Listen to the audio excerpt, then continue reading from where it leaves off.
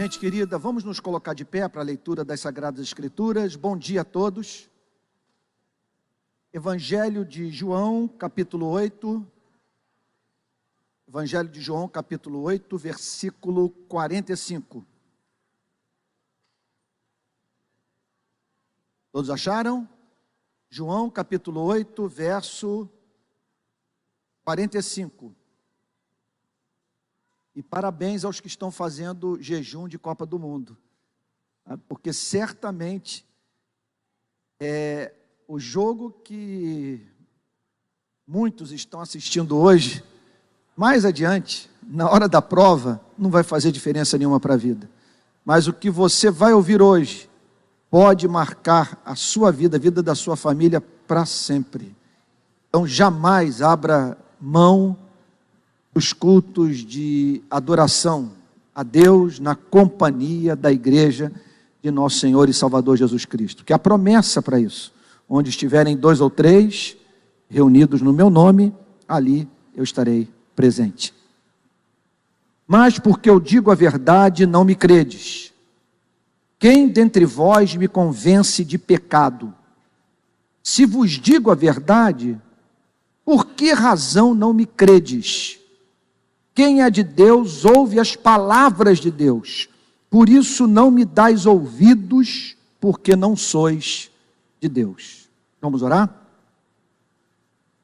Pai Santo, nós bendizemos o Teu nome, porque Tu tens sido bom para conosco. Ao ponto que num culto como esse, não teríamos como enumerar as bênçãos que Tu tens derramado sobre as nossas vidas. Por isso nós somos profundamente gratos a Ti. Gratos também pela Tua paciência, gratos pela Tua misericórdia, gratos pela Tua graça, que o leva a amar aqueles que não são dignos do Seu amor. Senhor, mas acima de tudo, nós o adoramos na beleza da Sua santidade. Para o Senhor nosso Deus, convergem todas as nossas afeições.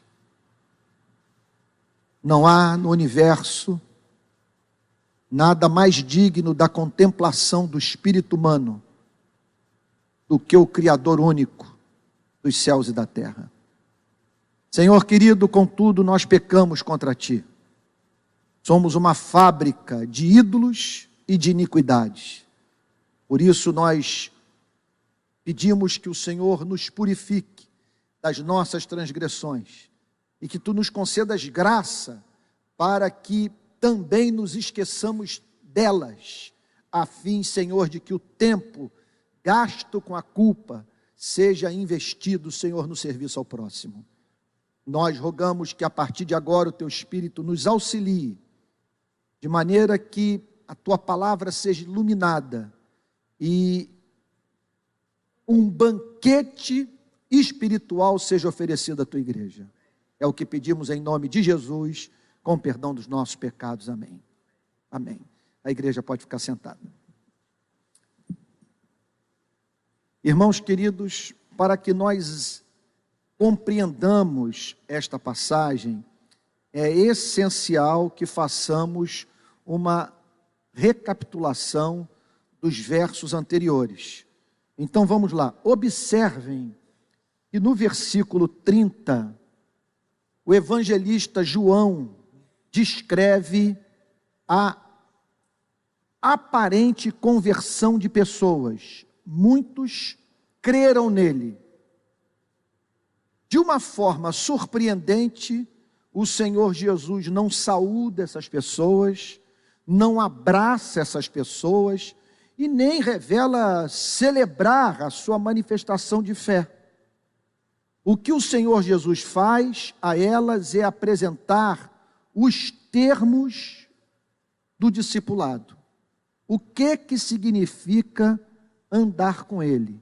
Então observem que no verso 31 ele declara: se vós permanecerdes na minha palavra, sois verdadeiramente meus discípulos. Não há a mínima dúvida de que existem conversões instantâneas. A Bíblia nos fala sobre isso. de pessoas que são subitamente transformadas pela graça de Deus e se convertem de fato. Mas para nós, igreja, chegarmos ao ponto de declararmos para uma pessoa que esta passou por uma experiência de novo nascimento, é necessário que sejamos muito criteriosos.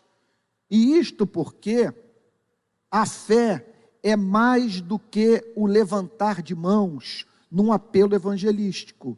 A fé envolve o que é descrito pelo verso 31, permanecer na palavra, o que significa, portanto, viver uma vida de obediência, mesmo quando esta obediência é custosa. Eu enfatizei isso muito nos 2 últimos domingos. No domingo passado, também na Igreja Betânia, falei de modo extenso sobre esta declaração central do nosso Senhor e Salvador Jesus Cristo. Se vós permanecerdes na minha palavra, porque entendam uma coisa, por favor, preste atenção no que eu vou lhes dizer.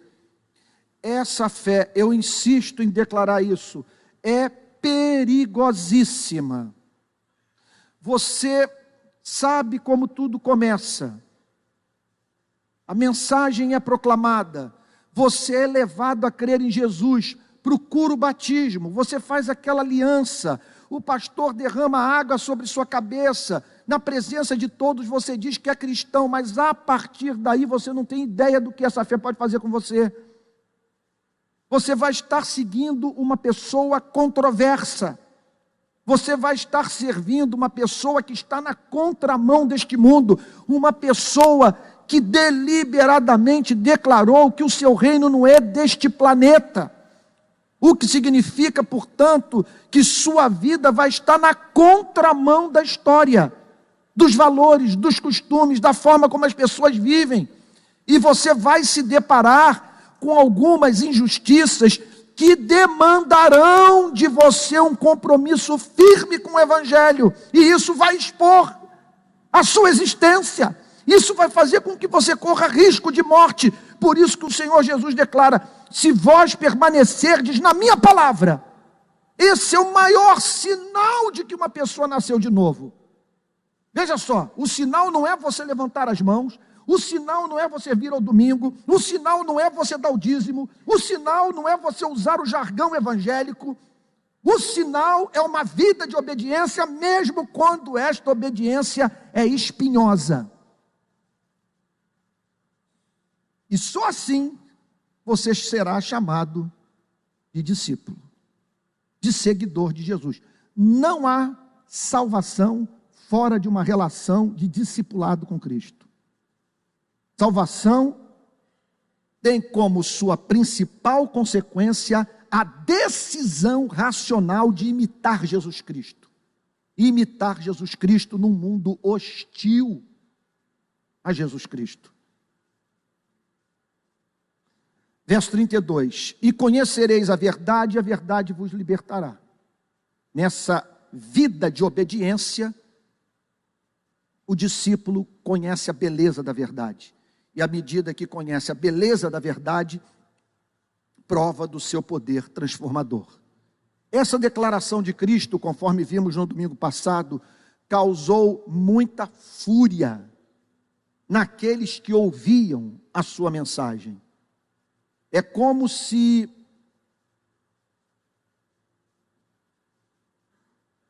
numa pregação, num domingo como esse, o pastor tivesse, por conta de algo que falou, extraído das Sagradas Escrituras, ofendido profundamente a igreja.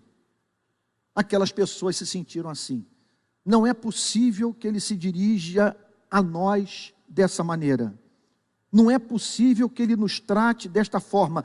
Não é possível que esse seja o seu conceito sobre a nossa vida. Elas ficaram iradas com Cristo, a ponto de certa forma, terem xingado a Cristo.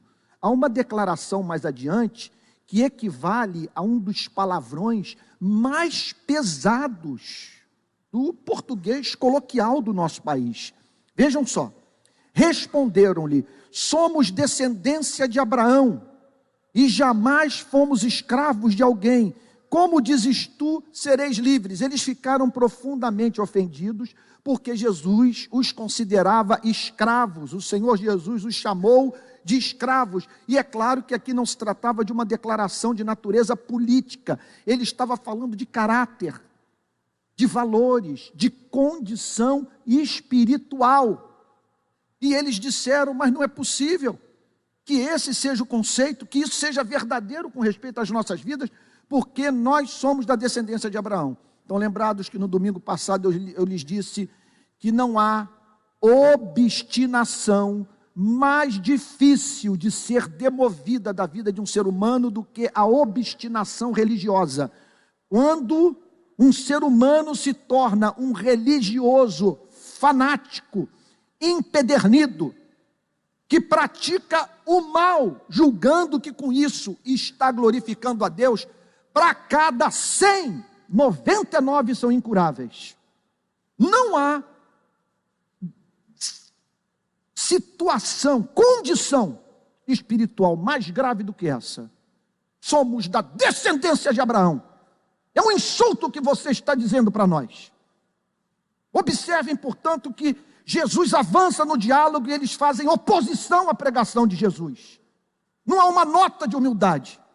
Então que todos os irmãos entendam uma coisa: que a religião pode nos tornar 2 vezes mais servos do diabo do que aqueles que estão do lado de fora da igreja. Por isso eu concordo com o grande Martin Lloyd-Jones quando ele diz a seguinte coisa: sempre que um sermão evangelístico é proclamado, o verdadeiro crente estremece por dentro. Ele é levado a clamar a Jesus, buscando em Cristo misericórdia. Ele não brinca com o sagrado. E ele tem horror à falsa segurança de salvação. Por isso que o texto prossegue dizendo: replicou-lhe Jesus: em verdade, verdade vos digo que todo que comete pecado é escravo do pecado. Jesus então fala da mais profunda escravidão da qual um ser humano pode ser vítima. E aqui nesse caso, uma vítima que deliberadamente escolhe servir a um outro. Ele está falando aqui de pessoas que têm a vida pautada por esse princípio chamado pecado. Notem que quando esta palavra, quando este conceito teológico é visto à luz das Sagradas Escrituras, nós nos deparamos com algo infinitamente mais feio do que a definição moralista de pecado presente na cabeça da maioria dos evangélicos que nós conhecemos. Aqui ele não está falando sobre sexo, bebida alcoólica, uso de tabaco. Ele está falando de uma coisa anterior a tudo isso. Ele está falando de um princípio que anima a alma. É o homem que administra a sua vida sem considerar a Deus, sem buscar a glória de Deus, sem honrar a Deus. É alguém que vive para a construção do seu próprio reino. O Senhor Jesus prossegue declarando: o escravo não fica sempre na casa, o filho sim para sempre. O escravo não encontra sossego no universo, porque o universo faz oposição a ele, enquanto que o filho descansa no amor do pai, porque sabe que sua relação com o pai não está baseada em desempenho, mas sim no amor eterno, que leva o filho a fazer o que faz, não por força do medo do juízo final, mas justamente por força da gratidão, fruto da visão do amor de Deus que está em Cristo Jesus, o nosso Senhor. Bem sei que sois descendência de Abraão. Com isso o Senhor Jesus está dizendo: nesse ponto vocês não estão mentindo, vocês são presbiterianos, vocês são calvinistas, vocês leram as institutas, vocês têm a confissão de fé de Westminster decorada, vocês conhecem doutrina, não há mínima dúvida, vocês foram batizados, vocês frequentam a igreja, vocês são assíduos nas classes de escola dominical, bem sei que sois descendência de Abraão, contudo procurais matar-me, porque a minha palavra não está em vós. Não há mínima dúvida que o Senhor Jesus está declarando nesta passagem que não são poucos os que estão perdidos dentro das instituições religiosas. Aqui nós estamos falando dessa perdição que é experimentada por aquele que lê a Bíblia, que frequenta o templo e que teve acesso ao conteúdo da palavra de Deus. Verso 38. Eu falo das coisas que vi junto de meu Pai, vós, porém, fazeis o que vistes em vosso Pai. Aqui o Senhor Jesus começa a descrever a doutrina da incapacidade total do homem, da impossibilidade do homem, sem o concurso da graça de Deus, de ter um encontro com Cristo. Ele fala que essas pessoas não conseguiam entender a mensagem de Cristo, que a palavra de Cristo não estava em seus corações, em razão do fato dessas pessoas terem o DNA de um certo pai, sobre o qual, nesse ponto do diálogo com aqueles judeus, o Senhor Jesus não fala, não revela qual a sua identidade. Quem é esse pai? Então lhe responderam, olha só, nosso pai é Abraão. Nosso pai é Abraão, disse-lhe Jesus, se sois filhos de Abraão, praticai as obras de Abraão. Com isso, o Senhor Jesus está dizendo que pelo fruto se conhece a árvore. Vejam que não há mínima dúvida que esta declaração tem implicações profundíssimas para as nossas vidas, nos dias de hoje. Porque ao dizer, se sois da descendência de Abraão, praticai as obras de Abraão, o que o Senhor Jesus está dizendo é que o que revela a nossa origem espiritual, a árvore genealógica a qual nós pertencemos, o fato de termos o nosso nome escrito no livro da vida, de sermos filhos de Deus, é a prática do cristianismo. Quando ele disse, se sois filhos de Abraão, praticai as obras de Abraão, ele está dizendo, pelo fruto se conhece a árvore. Então, preste atenção, ele está dizendo a seguinte coisa, não se considere justificado, santo, renovado, cheio do Espírito Santo, porque você gosta de ler sobre avivamento, porque você gosta de ouvir sermões, porque você se tornou reformado, você se considera calvinista, porque você tem interesse pelo que foi ensinado por esses grandes luminares, você se interessa por Jonathan Edwards, você se interessa por Martin Lloyd Jones, você se interessa por John Stott, porque os nomes desses homens são frequentemente mencionados no púlpito da sua igreja, e você os lê, e você os vibra. Eu já vi me lembro de uma pessoa que passou pela nossa igreja, uma pessoa que gostava muito de teologia, hoje não está mais aqui entre nós. Eu podia observar do púlpito com clareza que quando eu mencionava citações desses autores, ela prestava mais atenção do que quando eu interpretava a Bíblia. Porque há pessoas que têm esse interesse histórico pelo cristianismo. Elas falam de Jesus, veja só, revelando mais amor pelo calvinismo do que amor por Cristo. Elas têm interesse pelo sistema, elas não têm interesse pela pessoa. Por isso que quando elas pregam como professores e professoras, não como testemunhas. Então não pense que pelo fato de você ter interesse nesses assuntos, você tem o espírito desses homens. E nós revelamos ter o espírito desses homens quando nós andamos nos passos desses homens. Você sabe o que é derramar lágrimas de gratidão em razão da contemplação, palavras de Jonathan Edwards, da condescendência mansa e gentil de Cristo? Você sabe o que é ser levado às lágrimas por ter contemplado o amor gracioso de Deus que está em Jesus Cristo. Você sabe o que é ter compromisso com o seu tempo, com a sua cidade, ter espírito público, como o grande João Calvino?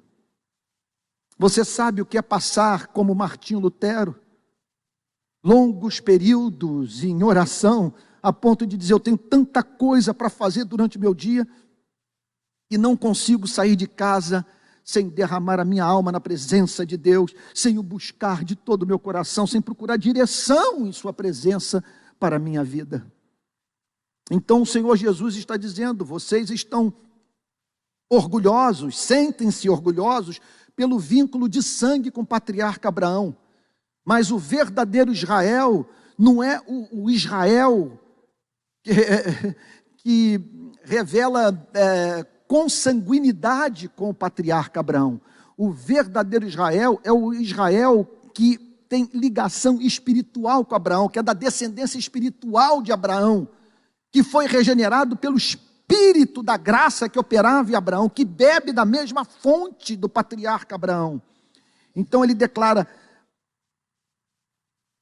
se sois filhos de Abraão, praticai as obras de Abraão, mas agora procurais matar-me a mim, que vos tenho falado a verdade, que ouvi de Deus. Assim não procedeu Abraão. Vamos prosseguir, que sobre isso nós já vimos no domingo passado. Verso 41. Vós fazeis as obras de vosso pai. O Senhor Jesus não revela quem é esse pai até esse ponto do diálogo.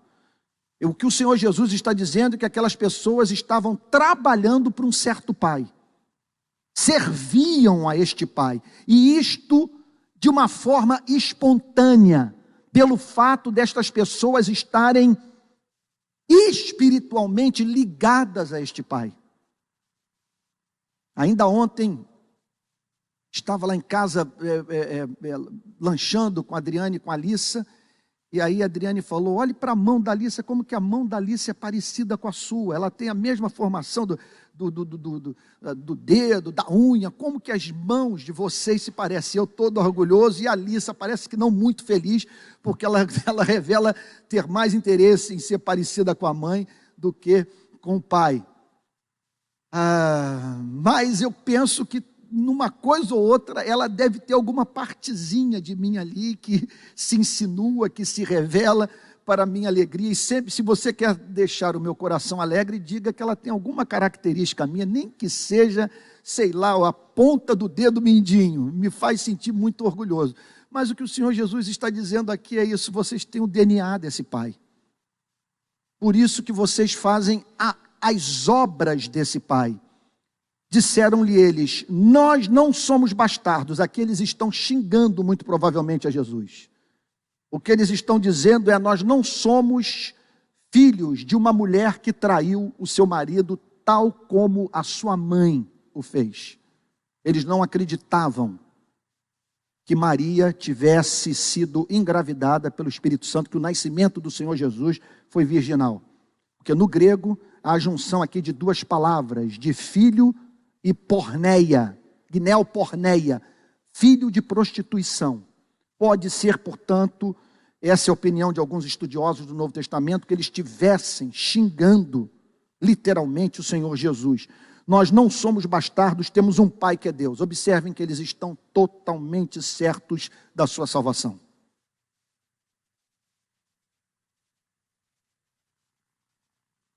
Não conheço na minha vida ninguém mais difícil de se converter do que essa pessoa. Ela está absolutamente segura da sua salvação, embora não revele o fruto desta salvação em sua vida. Replicou-lhe Jesus, verso 42, se Deus fosse de fato vosso Pai, certamente me havias de amar. A maior prova de que nós nascemos de novo, de que nós temos ligação com Deus, de que estamos conectados ao Criador, de que temos o DNA do Pai, que o Espírito Santo habita em nós, é o amor por Jesus. Quem nasceu de novo ama Jesus. Lê os evangelhos com encanto.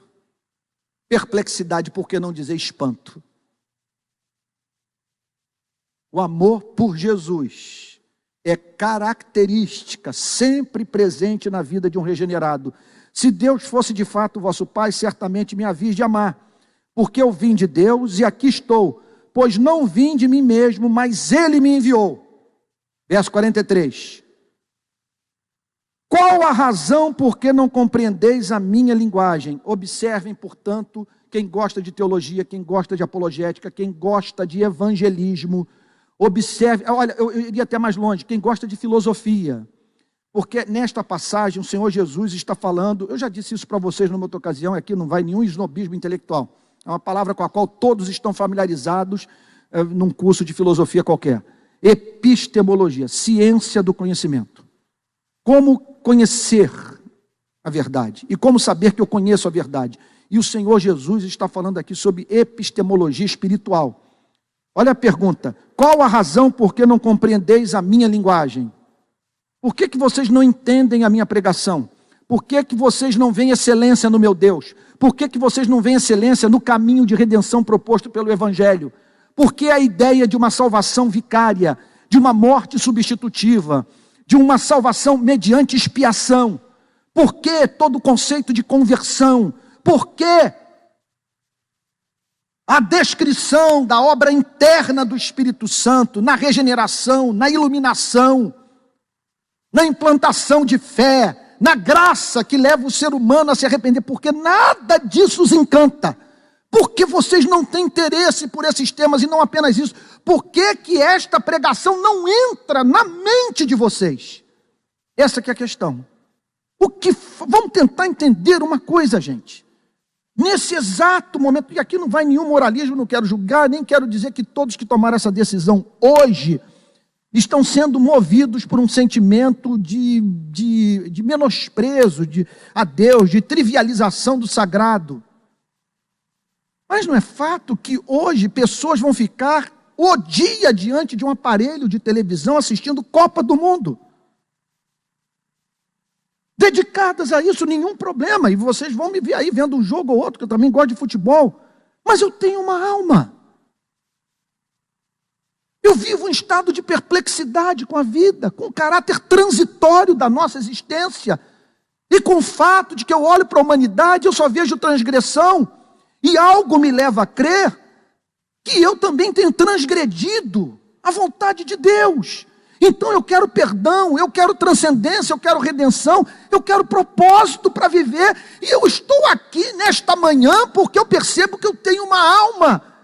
E olhei para o planeta, e depois de tudo que li, de tudo que ouvi, de tudo que percebi, cheguei à conclusão que o Evangelho é a única saída, que só tem uma resposta: é o Evangelho ou um vácuo pavoroso. Como que isso não entra na cabeça dos seres humanos? Eu não entendo. Como que não compreendem a mensagem? Como que uma pessoa pode ter dúvida de que a espécie humana é pecadora? Como que pessoas acham que é um radicalismo religioso, que o cristianismo é por demais pessimista quanto à natureza humana, quando nós dizemos em nome de Jesus que todos pecaram e destituídos estão da glória de Deus? Como que uma doutrina dessa não entra na cabeça dos seres humanos? Como também que não entra na cabeça dos seres humanos que Deus está irado com o mundo? E que há sinais desta ira divina no todo do planeta. Olha só, gente, o processo de envelhecimento, de morte, as tragédias naturais, tudo que nós vivemos, sabe, neste planeta, que mostra, portanto, que o Criador é bom, uma vez que Ele cobriu a vida com a sua bondade, e para onde quer que nós olhemos, nós contemplamos a sua glória, mas ao mesmo tempo, amados irmãos, quantos sinais do seu desprazer. Ele está sempre emitindo notas e notas, de modo veemente, claro, eloquente, insofismável, de que Ele não se agrada da forma como nós lidamos uns com os outros e como lidamos com Ele. E aí o Senhor Jesus levanta essa questão. Tudo isso é tão racional, tudo isso é tão claro, tudo isso é tão óbvio. Como que vocês não entendem a minha linguagem? Aí ele diz no verso 43, é porque sois incapazes de ouvir a minha palavra. Então observem aqui, que a questão não é neurônio, a questão não é o domínio do vernáculo, da língua portuguesa. O problema não é porque as pessoas em geral não têm acesso ao grego e ao hebraico, não conseguem ler a Bíblia nos originais.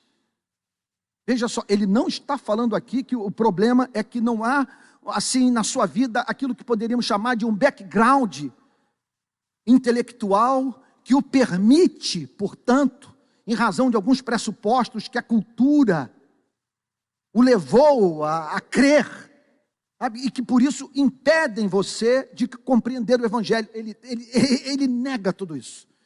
Ele fala de algo que é anterior a toda a influência que a cultura, seja de que natureza for, religiosa, secular, possa exercer sobre a mente de um ser humano. Ele diz o seguinte: vocês são incapazes de ouvir a minha voz. É a incapacidade total. Só o Espírito Santo para vencer esse bloqueio.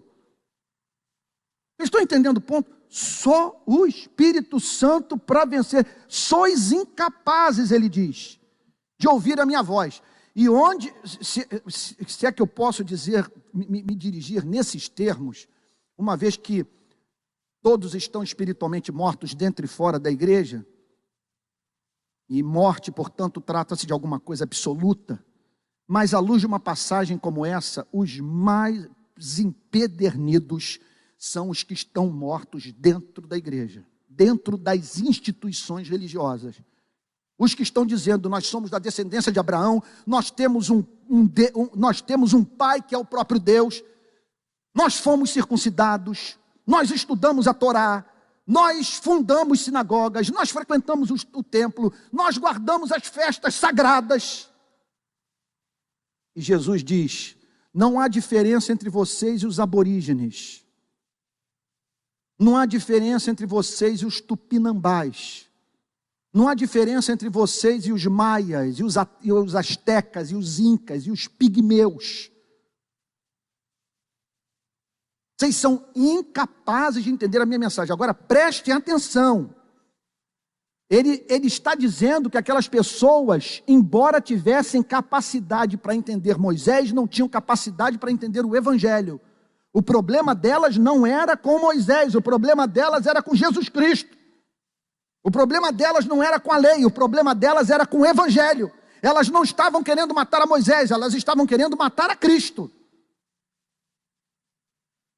E aí então, a radiografia final. Vós sois do diabo. Em última análise, portanto, esse é o grande bloqueio. Então, permitam-me fazer aqui uma digressão. Quando eu me converti, eu experimentei muitas dúvidas com relação à inspiração da Bíblia, à divindade de Cristo, com relação ao sentido da própria vida. Eram ataques que vinham de todos os lados. O que me fez estudar muito, o que me fez montar uma biblioteca, o que me fez me dedicar àquilo que jamais até então eu havia dedicado a minha vida, que é os livros. Estudei muito apologética. E qual era o meu sonho? Ter as minhas próprias questões respondidas. Eu tinha a ambição de prestar culto a Deus com a minha mente. E ao mesmo tempo, me preparar para pregar o Evangelho para pessoas que têm as mesmas dúvidas que um dia eu tive.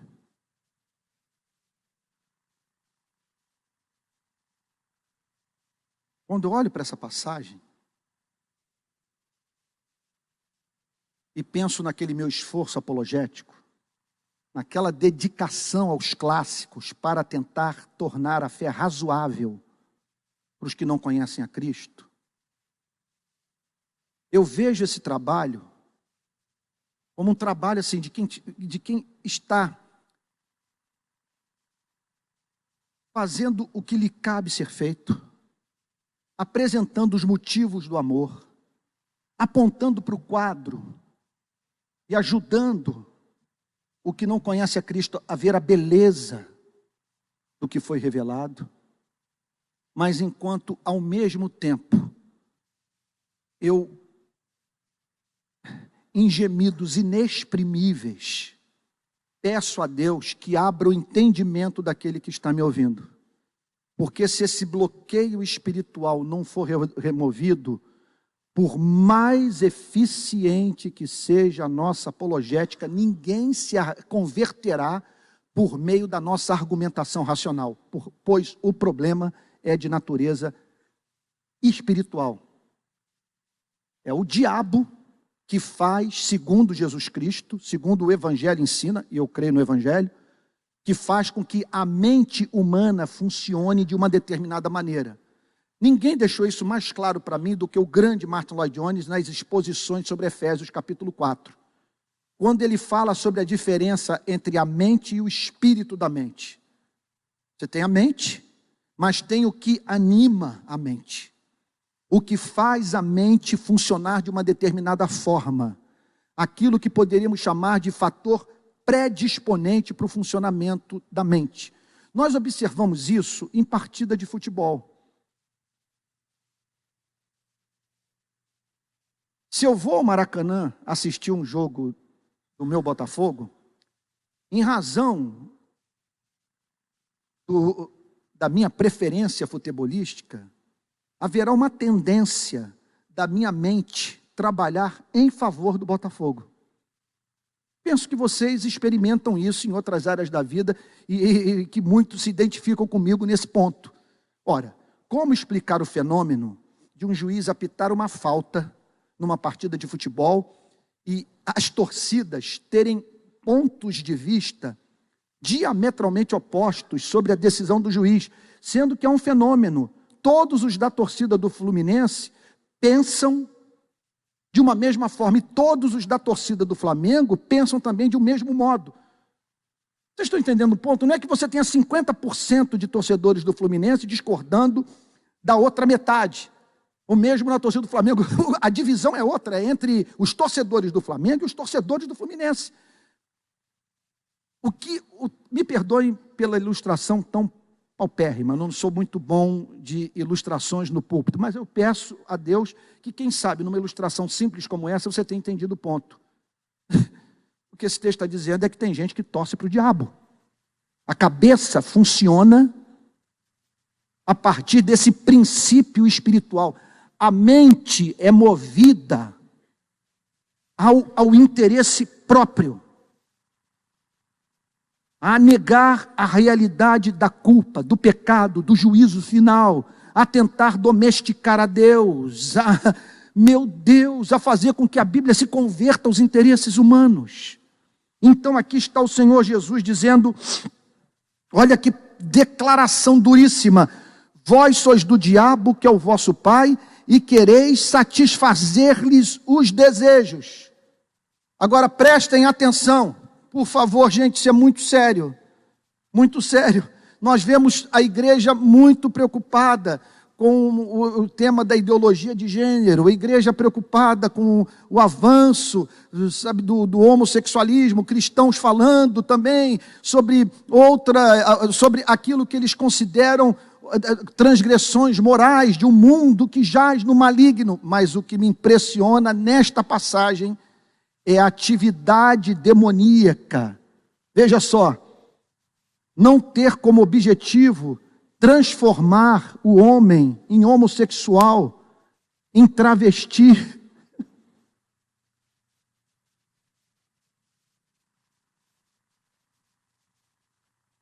O texto não está falando aqui de uma atividade demoníaca que faz com que o sujeito se torne um ébrio, um consumidor de drogas. O que ele está dizendo aqui é de uma atividade demoníaca que faz o sujeito frequentar igreja. Ele está falando que aqueles homens com Bíblia nas mãos tinham como pai o diabo. Gente, pelo amor de Deus, entendamos uma coisa: as maiores ameaças que nós temos à paz da igreja, à manutenção da unidade da igreja, como também dentro daquilo que é possível neste mundo caído, há grandes transformações sociais, os maiores obstáculos, veja só, não são esses que a igreja considera devassos, mas são pessoas que consideramos castas, que consideramos honestas, que frequentam igreja, que dão dízimo, que têm interesse pela Bíblia, e porque essas pessoas são um perigo, porque elas têm o nosso respeito, nós as levamos em consideração, elas não estão envolvidas com a Lava Jato, contudo elas são uma praga, elas são perversas, elas são malignas, elas não têm misericórdia, elas não têm doçura, elas não têm um espírito perdoador. Vocês estão vendo o que ele está dizendo? Quem estava querendo matá-lo eram membros de igreja, frequentadores de sinagoga. Ele está dizendo: o diabo é o pai de vocês. E as meretrizes estão se convertendo, e os publicanos estão se rendendo a Deus. E só não há conversão entre vocês. De declaração, gente.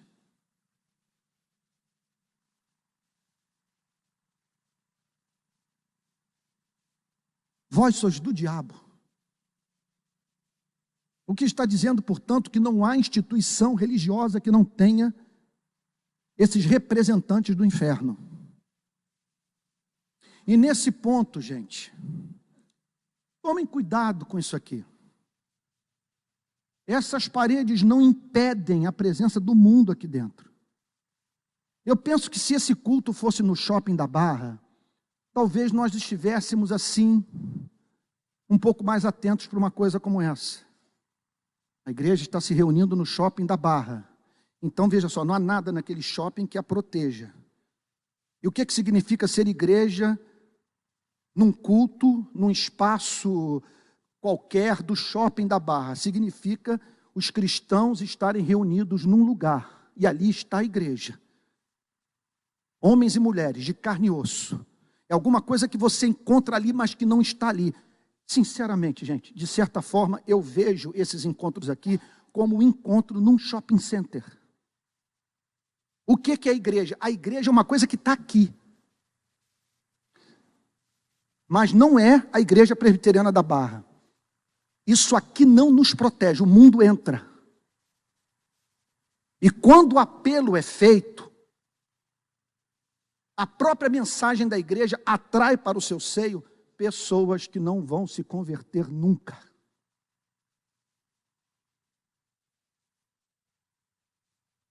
Eu não tenho mais nenhum romantismo com relação a isso aqui.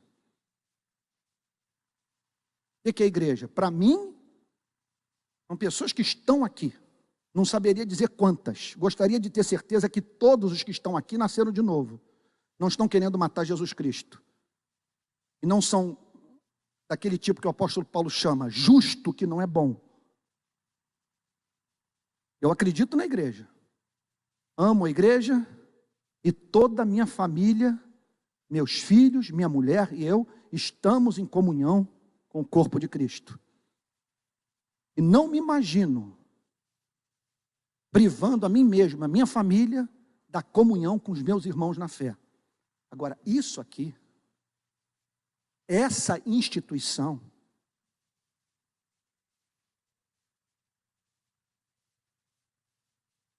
romantismo zero. E se você me perguntar hoje, quem você mais teme na vida? São os evangélicos. De quem você tem recebido mais insulto? Dos evangélicos. Quem persegue mais? Os evangélicos. E o que você percebe de mais desumano? O que eu vejo sair da boca dos evangélicos. Tem alguma coisa errada.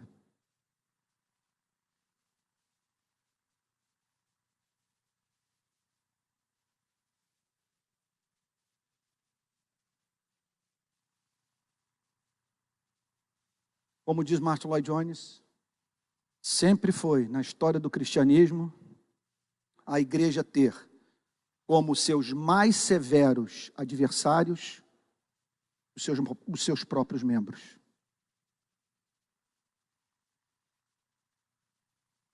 Então, por favor, entenda uma coisa. A meta, é interessante isso, pensando na obra de Deus e na obra de Satanás. À luz da Bíblia, Satanás não tem interesse em fazer com que a pessoa assuma uma determinada conduta sexual, com que a pessoa tenha uma relação desregrada com bebida alcoólica, ou com uma pessoa se envolva com as drogas. Muitas vezes isso não é interessante devido à personalidade desta pessoa. Se ela se envolver com alguma transgressão sexual, isso pode fazer com que ela se sinta culpada e se arrependa e busque salvação a Jesus Cristo. O objetivo dele, como diz o grande C.S. Lewis, é manter o homem afastado de Deus. E se lhe é interessante botar uma Bíblia na mão dessa pessoa, tornar essa pessoa membro de uma igreja, fazer com que essa pessoa tenha domínio próprio e se torne casta, abstêmia, conservadora ou progressista, ele assim o fará. O que ele quer é que o homem esteja afastado de Deus. E eu diria que de uma forma oposta, assim Deus trabalha na história. Deus está preocupado com o alcoolismo, Deus está preocupado com a nossa conduta sexual, Deus está preocupado com a nossa relação com o tabaco, à luz do Novo Testamento. Não. O que você está querendo dizer com isso, pastor? A ética cristã não tem nada a dizer sobre esse tema? Não, claro que tem. São áreas importantes da nossa vida.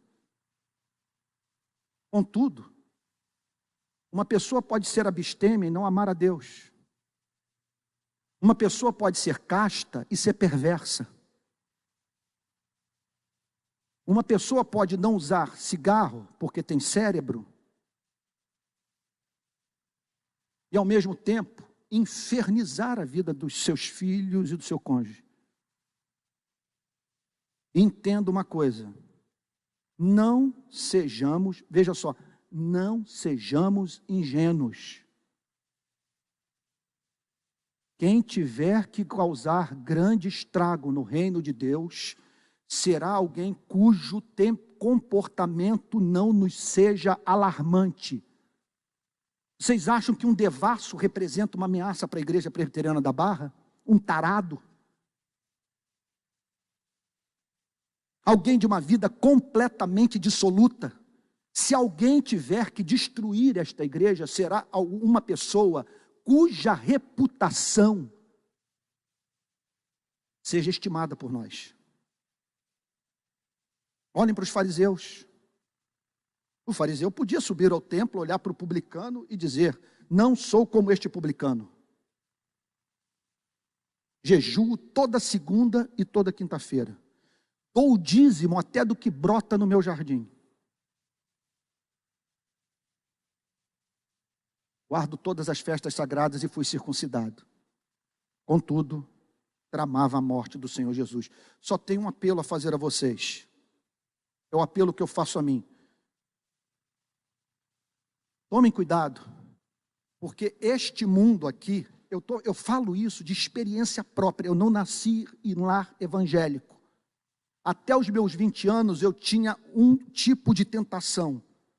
Hoje eu percebo que eu lido com tentações que são novas, são as tentações deste mundo, deste ambiente. Então, que nós tomemos cuidado, porque pode ser que isso aqui nos torne piores do que o que um dia fomos.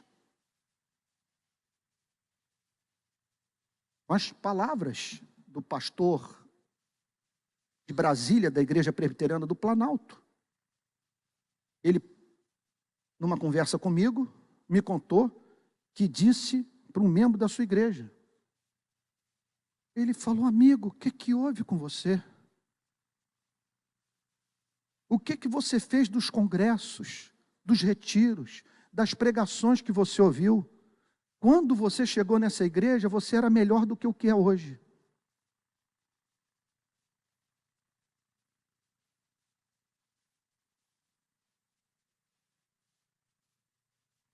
Então, quando nós entramos por essas portas, nós entramos num mundo diferente daquele com o qual lidávamos. Entenda uma coisa, este mundo tem suas tentações. E à luz desta passagem, para ficarmos nesta passagem, a maior de todas elas é o orgulho. É a soberba, é você julgar que sua palavra é um oráculo. É a falsa segurança de salvação.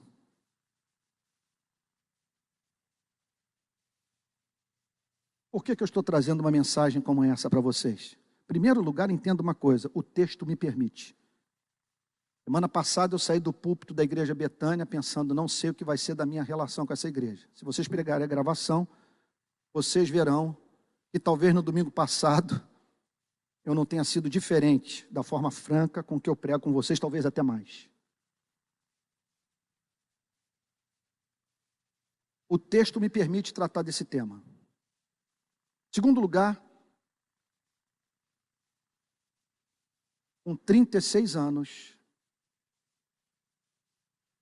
as pessoas mais lisas, malandras, perversas que eu conheci na minha vida, eu conheci dentro da igreja. A perversidade do religioso é irrefreável, porque ele é perverso em nome de Deus. Uma coisa é você ser perverso em nome de Karl Marx. Outra coisa é você ser perverso em nome, sei lá, do neoliberalismo, de alguma suposta teoria econômica, política. Outra coisa é você julgar que Deus está com você na sua perversidade. Você vira um homem bomba. E aqui está o Senhor Jesus dizendo, vós sois do diabo. Repito, ele não está falando isso para travestis. Ele não está falando isso para o meretrício da Palestina. Ele está falando isso para pastores, presbíteros, diáconos, pessoas que viviam vida respeitável. Vós sois do diabo, que é o vosso pai, e quereis satisfazer-lhes os desejos. Ele foi homicida desde o princípio, desde a queda, desde que ele levou os nossos pais a caírem, jamais se firmou na verdade. Qual é a verdade? Que Deus é bom, sua misericórdia dura para sempre, e que a nós nos cabe viver para o seu louvor. Ele jamais se firmou na verdade, porque nele não há verdade. Quando ele profere a mentira, fala do que lhe é próprio, porque é mentiroso e pai da mentira. Pois bem, todo esse preâmbulo para nós entrarmos nos 3 versinhos de hoje. Olha lá, nós vamos sair daqui bem antes de 12:30, exceto se o fogo pentecostal cair, e aí então o Espírito Santo vier, e o avivamento for derramado, e pronto. E aí façamos 3 tendas e ninguém vai assistir jogo hoje. O verso 45 é chocante. O verso 45 é coisa de você botar a mão na cabeça e dizer o seguinte, meu Deus, como que isso pode acontecer na vida de um ser humano? Mas porque eu digo a verdade, não me credes. No grego, essa é a opinião de Calvino, essa é a opinião de outros comentaristas bíblicos renomados. Tem mais autoridade para falar sobre esse texto do que eu. Enxergo sobre os ombros de gigantes.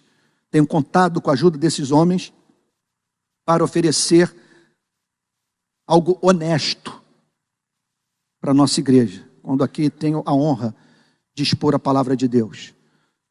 O que a exegese do grego, nesse verso 45, nos leva a crer, é que o que Jesus disse foi o seguinte, justamente por eu dizer a verdade, vocês não creem em mim.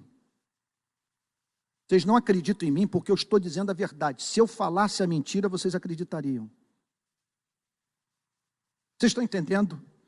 Por isso, eu peço perdão a vocês de ter feito essa recapitulação dos últimos 2 domingos. Porque era importante que nós entendêssemos a doutrina da depravação total ou da incapacidade total do homem. Aqui é por isso, se vocês me perguntarem, por que você é calvinista? Acima de tudo, por conta da presença iniludível desta verdade nas páginas do Antigo e do Novo Testamento. A Bíblia revela o homem como um ser escravo do pecado e sob trevas que só podem ser superadas pela ação soberana do Espírito Santo.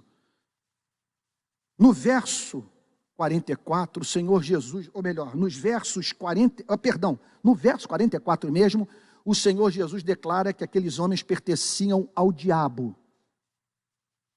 No verso 45, ele declara algo, veja só, que para ser entendido por nós, é necessário que levemos em consideração o verso anterior.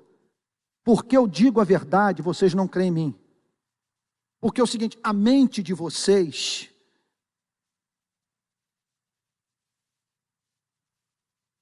está sob os condicionamentos impostos por um sistema de valores, por um sistema de pensamento, por uma forma de raciocinar engendrada no inferno. Então, quando a verdade é apresentada a vocês, vocês não conseguem crer, porque vocês foram levados pelo diabo a crer na mentira. Crer na mentira. Aí se você me perguntar, por que das doenças? Por que das guerras? Por que da miséria? Por que da velhice? Por que da morte? Porque essas tragédias são raios, são trovões em plena luz do dia para nos sacudir do nosso sono. E o impressionante é que mesmo assim o homem permanece irrefreável na sua obstinação, e só o Espírito Santo para fazer com que os seres humanos interpretem esses fatos da vida de uma forma bíblica. Sois incapazes de entender a minha mensagem, porque eu prego a verdade, justamente por pregar a verdade, vocês não creem em mim. Qual verdade? É aqui, eu não vou pegar no microfone, senão não termina a pregação. Qual verdade? Gente, que nós vamos ter que prestar contas ao juiz do universo. Vocês querem uma coisa mais racional do que essa? Das duas, uma. Ou no final, quando essa presente era passar, ter feito parte do exército da salvação, ou ter feito parte do partido nazista, para Deus não fez a mínima diferença. Éramos meninos e meninas que não sabiam o que faziam. Ser membro do exército da salvação, trabalhar na Cruz Vermelha, não é diferente de você ser membro do partido stalinista ou servir nas tropas de Adolf Hitler. Ou então, Jesus está certo, quando ele declara que todos terão que comparecer diante do tribunal de Deus para dar contas daquilo que fizeram com suas próprias vidas. É isso que eles não entendiam. Não entendiam que, em razão desse juízo final, era necessário que antes de chegarmos nesse dia, nesse tribunal, agora em agosto eu vou ter que ir para um tribunal, juntamente com Mateus, minha guarda já tem data, está tudo agendado. Vou ter que participar como testemunha de acusação de um crime praticado contra a vida de um filho meu. Então estarei em agosto, no Tribunal de Justiça do Rio de Janeiro. Pois bem, a Bíblia declara que todos nós estamos caminhando para uma grande audiência pública, universal, na presença dos anjos, arcanjos, querubins, dos mortos e dos vivos, todos estarão lá. O que o Evangelho diz? Procure se reconciliar com o juiz do universo hoje. Não espere aquele dia chegar. Procure se arrepender dos seus pecados. O juiz quer ser o seu pai. Ele não tem prazer em condená-lo. Ele o chama para você se arrepender. Ele chama para você depor as armas. Ele chama para você sair das fileiras dos rebeldes. E esse Salvador é Cristo. Jesus está dizendo, é porque eu digo essas verdades para vocês, que esta salvação só pode ser pela graça, mediante a fé, que vocês estão querendo me matar. Verso 46. Quem dentre vós me convence de pecado? Vocês não ouvem minha palavra e querem me matar. Aí eu pergunto a vocês, essa é a pergunta que Cristo faz: quais são os seus motivos? Por que vocês me menosprezam? Por que vocês acabaram de dizer que minha mãe... Eu não vou usar uma palavra aqui no púlpito que não é digna do púlpito, mas a interpretação vai nessa direção. Por que vocês estão dizendo que eu sou bastardo? Por que vocês estão me insultando? Por que vocês me desonram? Mais adiante eles vão dizer: tu és samaritano. E possesso de demônio. Mais adiante, nós vamos entrar nisso provavelmente na semana que vem. Por que vocês estão me tratando assim? Por que vocês menosprezam a minha pregação? Por que vocês não consideram os meus milagres? Quem de vocês me convence de pecado? Quem de vocês tem algo a me apresentar que me leve a crer que eu estou em erro? Eu sou um falso profeta. Calvino acredita que talvez seja mais provável... Eu não estou totalmente com Calvino nesse ponto, porque eu acho que dá para fazer ambas as interpretações. Calvino acha que o Senhor Jesus não está falando aqui tanto da sua conduta moral, mas dos seus ensinamentos. Já há comentaristas bíblicos que acreditam que Jesus está fazendo aquilo que poderiam chamar de apologia pro vita sua. Ele está fazendo uma defesa da sua vida, do ponto de vista da sua conduta moral. Quem de vocês me acusa de pecado? Calvino declara que provavelmente ele está falando: qual de vocês pode detectar na minha vida algo indigno do Pai?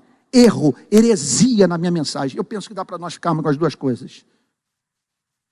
Qual dentre vós me convence de pecado?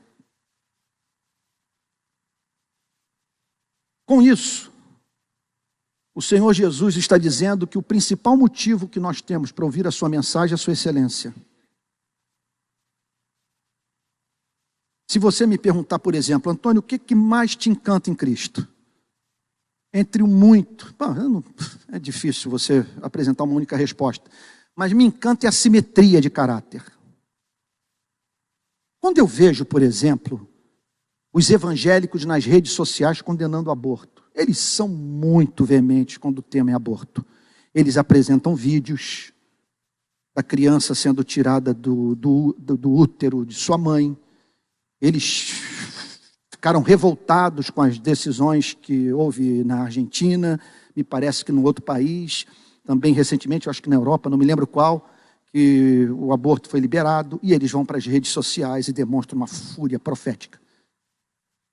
Pois bem, todos vocês sabem meu ponto de vista sobre o tema. Eu tenho um ponto de vista considerado conservador. Minha própria história me impede de celebrar o aborto. Quando sei, por depoimento da minha mãe, ela ficou grávida de mim antes de casar. E que lutou pela minha gravidez. Outro dia ela disse para mim: você foi fruto da minha escolha. Eu quis ter você. Agora, o feto sai do ventre da mãe. Passa os seus primeiros anos de vida convivendo com ratazana, bandido e esgoto. Morando dentro de um barraco. Nas horas de tiroteio na sua comunidade, ele tem que se refugiar no banheiro para não sofrer uma bala perdida. Ele se transforma num adolescente negro, pobre, cujo pai foi morto e a mãe trabalha aqui na Barra da Tijuca como empregada doméstica. Eu não vejo mais a fúria profética.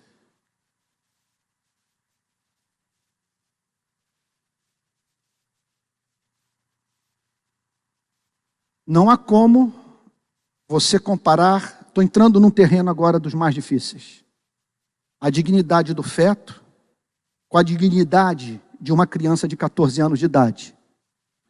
Agora, na minha experiência como pastor, trabalhando nas favelas do Rio de Janeiro,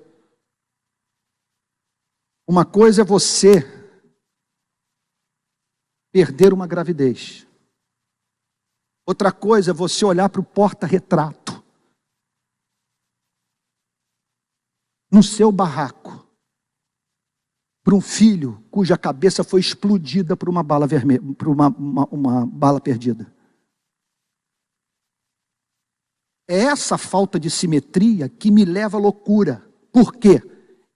Ir para a rede social combater o aborto não faz você temer ser assassinado.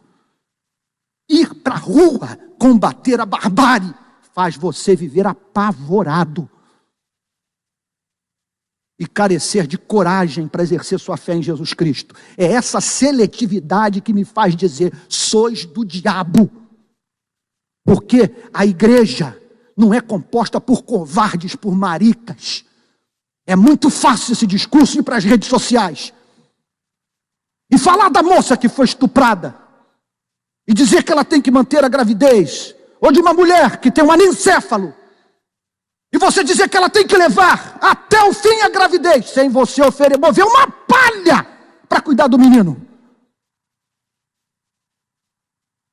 Agora vai combater a barbárie, vai combater seres que têm 14, 15, 18 anos de história com seus pais. Outro dia eu estava na cama com a Alissa olhou para mim, a gente estava vendo algum programa lá, ela olhou para mim, aquela coisa de, sabe, quando você tem um filho, o filho faz alguma coisa, tem olhares do Pedro, do Mateus, da Alissa, que eu falo: meu Deus, isso nunca vai sair da minha memória, isso é sagrado, isso é santo, ninguém pode me privar dessas crianças. E como que nós testemunhamos uma coisa como essa? E pelo fato dela nos ser custosa, porque a gente tem medo, nós não erguemos a voz em favor da justiça.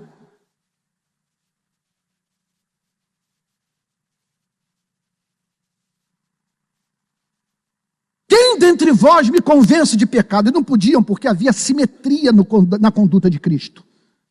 O que eu vejo hoje na espiritualidade evangélica são monstros. Eles são hipertrofiados, é um olho gigante, um braço assim, sabe, aquela coisa toda desconjuntada.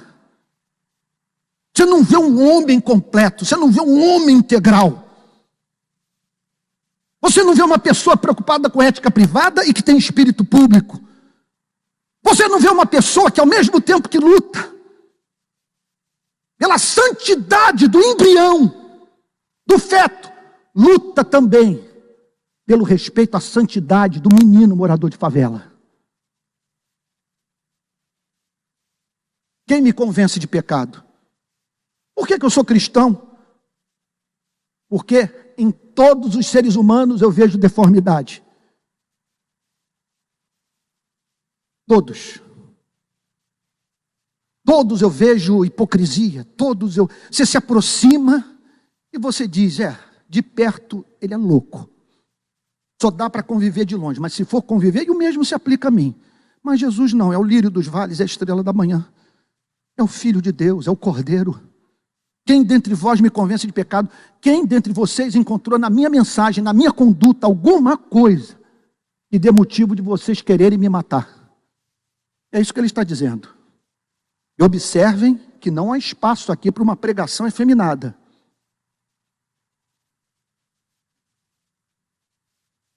Chega, irmãos, entendo o que eu vou lhes dizer, de uma igreja apenas administrada por psicólogos.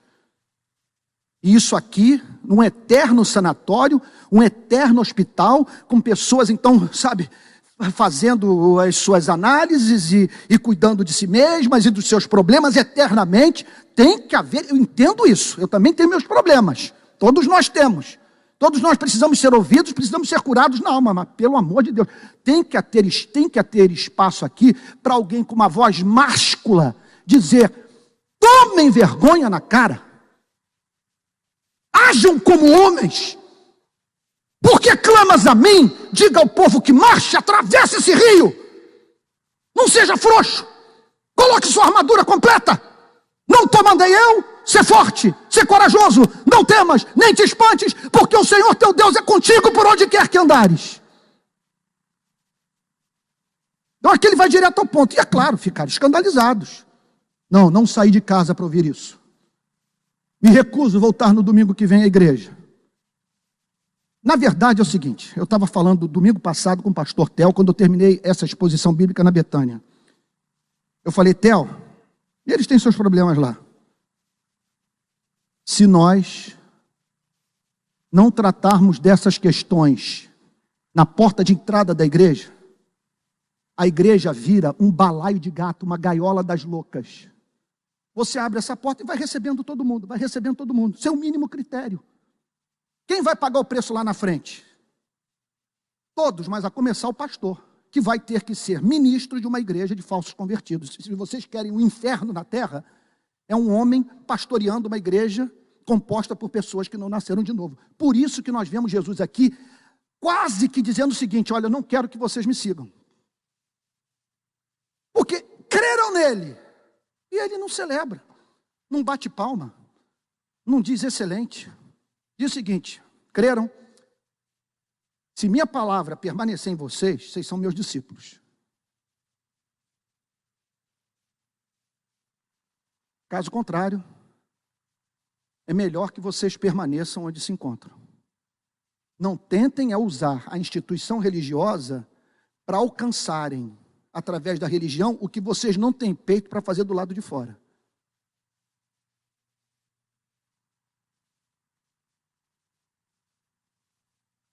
Quem dentre vós me convence de pecado? Se vos digo a verdade, por que razão não me credes? Se vos digo a verdade, o que ele está querendo dizer com isso? Se eu digo para vocês, se eu descrevo para vocês o mundo, o universo, se eu lhes falo sobre a realidade última, quem é a causa não causada de tudo que foi criado, se eu lhes falo sobre a natureza santa desse Criador, sobre a necessidade do homem se reconciliar com Deus mediante arrependimento e fé, se eu lhes apresento o único caminho de redenção, a única forma de vocês conviverem com suas próprias consciências, por que vocês não creem em mim? A resposta já havia sido dada no verso 44, porque vocês são do diabo.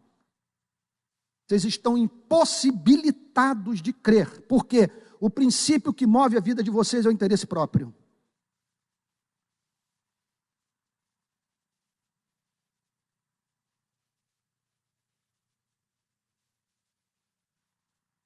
Amados irmãos, presta atenção, quero ser honesto, totalmente honesto com vocês. O capítulo 8 de João é difícil. Se eu estivesse mercadejando a palavra de Deus, eu não estaria pregando da forma como eu estou pregando. O capítulo 8 é difícil. Qualquer homem que ocupe este lugar e que tenha mais preocupação com a glória de Deus do que em ser popular, vai tratar desse capítulo 8 de uma forma que vai trazer desconforto aos que ouvem a mensagem e a ele próprio. Não é fácil para mim também ouvir o que Jesus está falando nesse capítulo 8. Porque as principais críticas vão para os administradores das instituições religiosas. As pessoas simplesmente se tornaram muito parecidas com eles.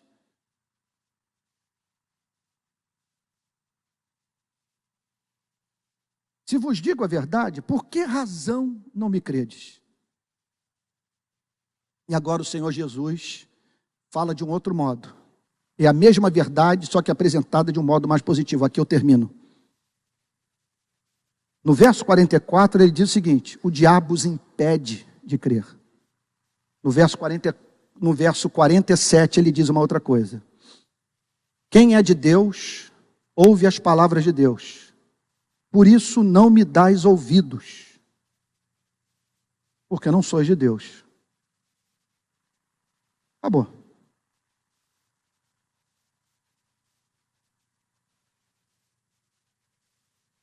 Eu já usei essa metáfora em outras ocasiões, ela não é minha. Eu aprendi com outros autores, especialmente o grande Jonathan Edwards. Vejam só. Aqui temos a Bíblia. Coloquemos ao lado da Bíblia A Riqueza das Nações, de Adam Smith. A Interpretação dos Sonhos, de Sigmund Freud. O Capital, de Karl Marx. Ou as obras sobre história geral dos irmãos Duran.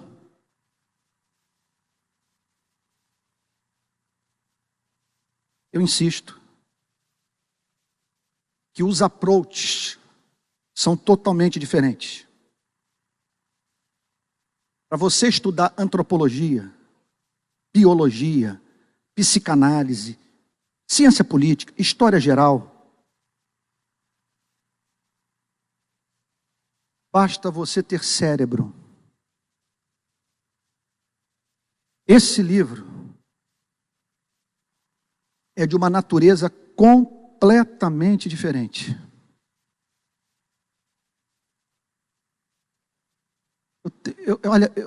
Se eu pudesse, eu falaria pessoalmente. Se hoje a vida permitisse, se eu pudesse fazer, estou até aqui, meu Deus, apresentando o ideal de ministério sagrado, que eu não vejo mais ninguém cumprir isso no mundo. Richard Baxter, famoso pregador puritano, ele ia de casa em casa pregar o evangelho para os membros da igreja e fazer a eles perguntas do catecismo, olhando nos olhos e aguardando resposta. Se eu pudesse, eu diria pessoalmente para cada um de vocês em casa, olhando nos olhos.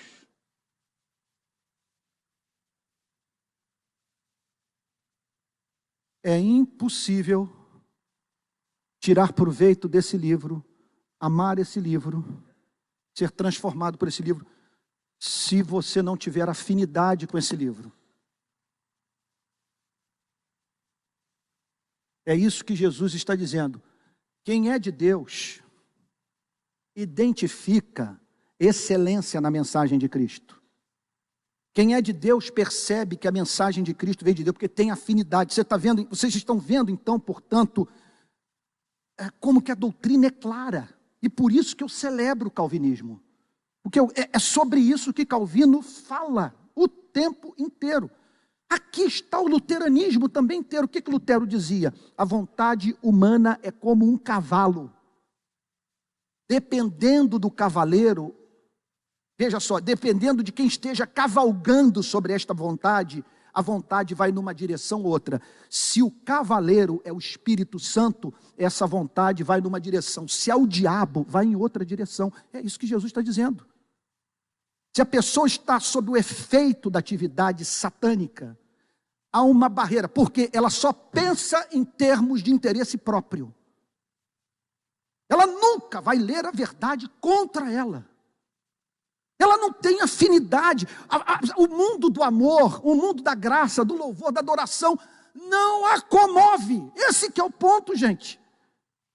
É muito evidente, eu com 36 anos de ministério, é muito evidente que você tem contato com os crentes, você percebe isso, que você vai falar das Sagradas Escrituras no almoço, numa conversa, andando na praia, sei lá, você vê em alguns os olhos brilharem, e outros você não consegue sustentar 5 minutos de uma conversação espiritual, eles não têm alma. É a mesma coisa que você tentar falar sobre poesia para quem não tem alma para poesia. E o mesmo aplica-se à música e, em geral, aos campos da arte.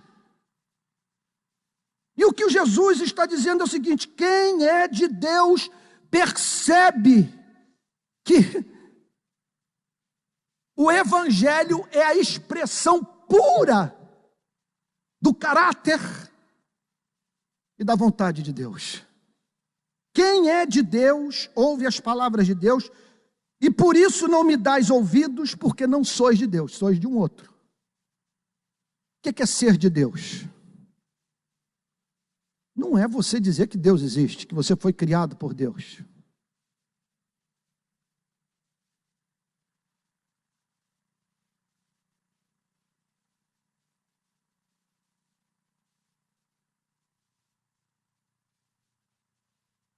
Faço minhas as palavras de Santo Agostinho. Uma das maiores expressões que eu já ouvi em toda a minha vida, de alguém que tornou Deus o supremo bem da sua existência. Numa oração nas confissões, ele declara a seguinte coisa: dá-me a ti mesmo, pois sem ti, ainda que me desses tudo quanto fizestes, os meus desejos não ficariam satisfeitos. Quem é de Deus? Os que já se reconciliaram com Ele, os que depuseram as armas, os que olharam para os rebeldes e disseram o seguinte: eu estou mudando de lado, Não quero mais fazer parte dessa insurreição, desta rebelião. Isso não tem sentido, porque nós estamos pecando contra o rei a quem nós devemos submissão. Quem é de Deus? Os que se reconciliaram com o Pai através do Filho. Os que se arrependeram dos seus pecados e creram na redenção que há em Jesus. Os que têm afinidade com Deus. Os que honram o Pai. E que vivem com o propósito de fazer o Pai sorrir. Quem são os judeus? Os judeus são aqueles que não querem a riqueza e não querem também a pobreza. Eles não querem a doença e não querem a saúde. Eles não querem a fama, mas também não querem o anonimato. Eles querem a presença do Pai. Quem tem esse espírito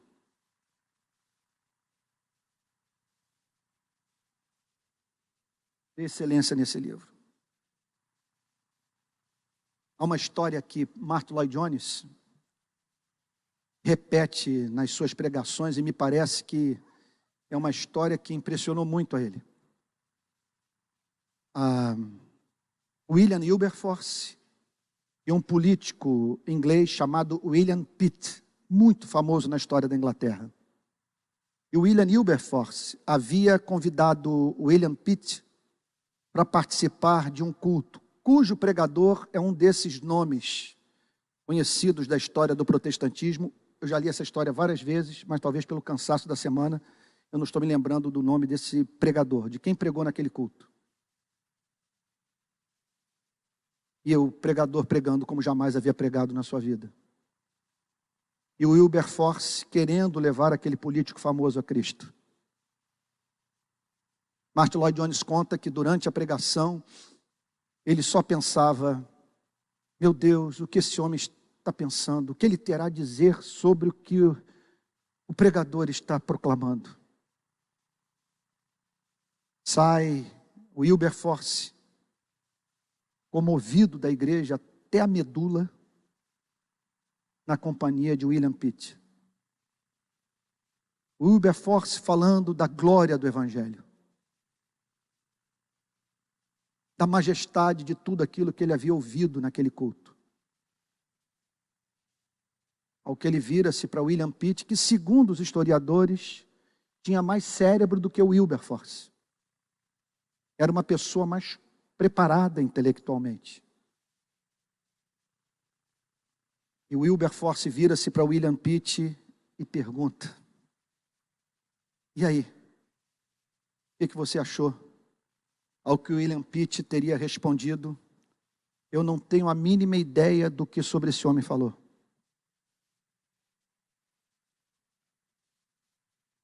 Não faz o mínimo sentido para mim.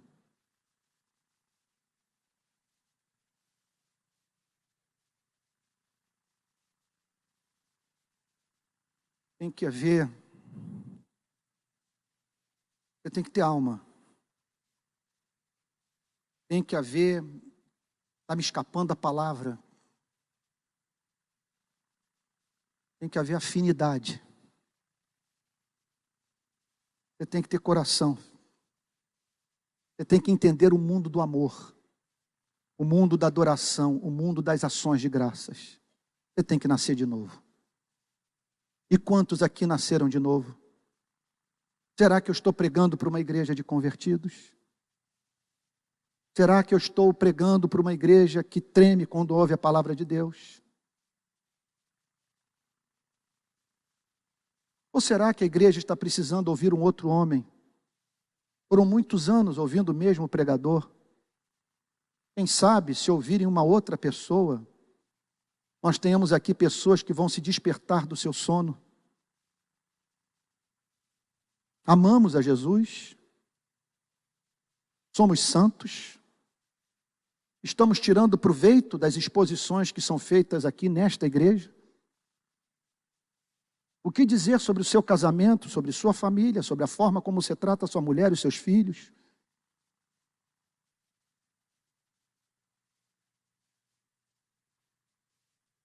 Ainda agora eu conversava com um membro da igreja, ele dizia, pastor, eu só não fui gay, só não roubei, só não matei, mas o resto eu fiz de tudo. E muitos podem dizer, eu fiz de tudo e agora não faço mais, mas isto não significa que você nasceu de novo.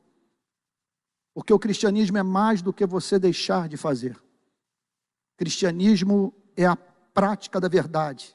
É morte, mas é também ressurreição. Você é crente? Quem é o seu pai? Para quem você trabalha? Qual é o grande amor da sua vida? Qual é a relação que você mantém com essa igreja? O que você espera tirar daqui? O que essa igreja deve a você? O que o reino de Cristo deve à sua vida? Você ama Jesus? Quem é o seu pai? Você estuda esse livro? Você ama esse livro? Você pode dizer que gasta menos tempo com televisão do que gasta com esse livro? Você pode dizer que você estuda mais esse livro do que assiste partida de futebol? Pastor, o senhor está sendo muito pesado, muito moralista, muito duro. Olha,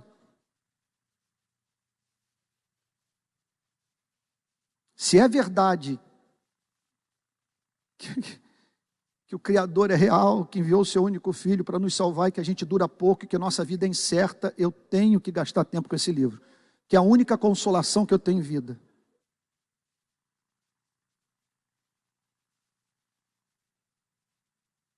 Estou vendo jovens aqui. Vocês nasceram de novo, jovens dessa igreja? Vocês são cristãos? Vocês amam a Jesus? Olho para as cadeiras vazias.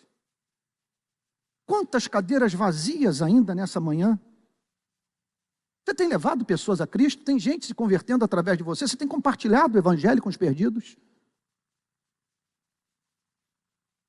Tem gente convertida através da sua vida? Você tem gerado filhos espirituais?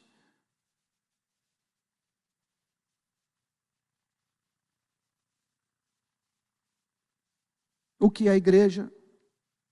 É uma coisa que está aqui, mas não é isso. Não é isso mesmo. O mundo fura essas paredes, ele entra por tudo que é lugar.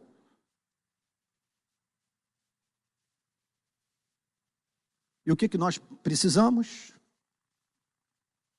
Pegar um capítulo como esse e deixar esse capítulo nos lavar. E não contra-argumentar, tu és bastardo. O senhor está sendo muito duro, está sendo muito pessimista. Eu sou livre. Eu não saí de casa em meio às tribulações que eu enfrento na vida para ouvir uma mensagem como essa.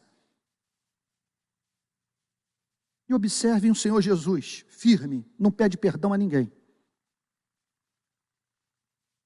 Simplesmente diz, essa é a condição do discipulado, permanecerem na minha palavra de modo simétrico,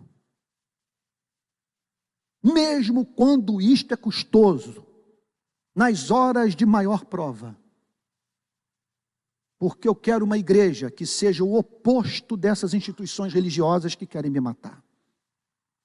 Que Deus nos salve da religião, que Deus nos salve da igreja presbiteriana, que Deus nos salve do protestantismo, que Deus nos dê graça para que sejamos do Pai, que o Espírito do Pai esteja em nós e que por isso amemos a Cristo e vejamos excelência no Evangelho e vivendo, portanto, uma vida de submissão à palavra e discipulado para a glória de Jesus.